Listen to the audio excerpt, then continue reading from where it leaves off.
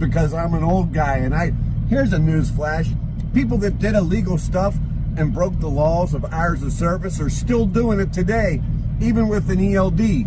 That's a fact.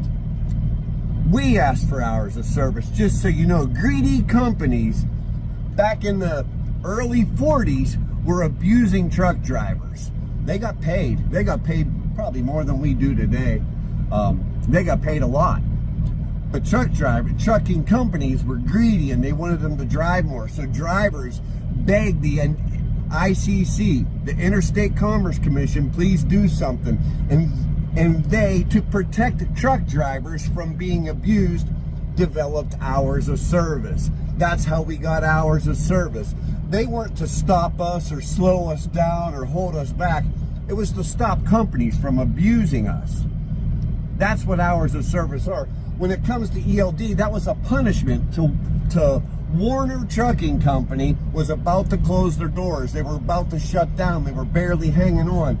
They had breaking so many laws and they were running so hard and doing so much stuff that wasn't in the guidelines. And the DOT said, hey, we're going to give you a chance, but you put this device in your truck that tracks driving time and sitting still, and we're tired of your guys just doing stuff willy-nilly. Well, they did it, and it turned the company around. People stopped eating lunches for 2 hours. You know, they just started driving their ass off. And it turned Warner around, and Warner made a whole bunch of money. And the thing about publicly traded companies, when one does something, they all do something. They have to keep in. If they don't, they're going to fall behind. So anytime you see a publicly traded trucking company, and when you're publicly traded, the only job of a publicly traded trucking company or any company, once you're publicly traded, the driver is no longer the concern. They don't care about you. It's the investors.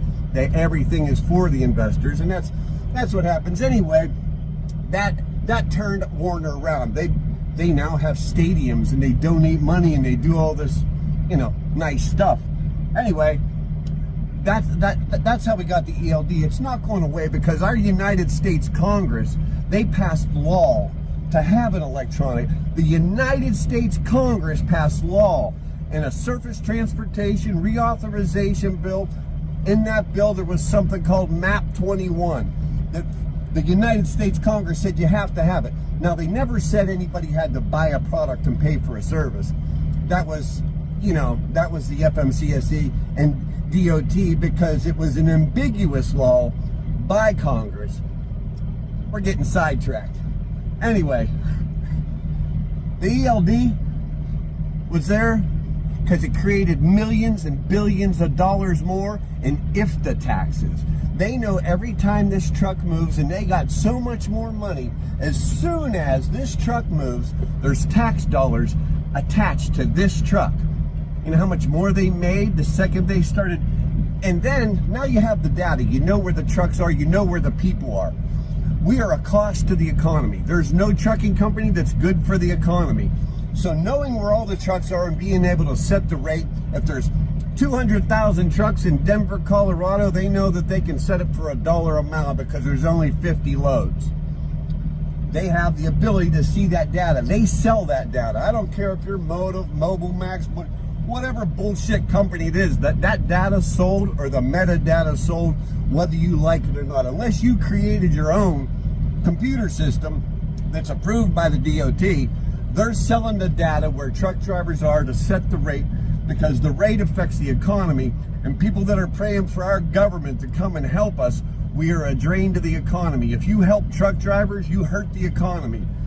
Like, go ahead and, say, wow, it's us old guys.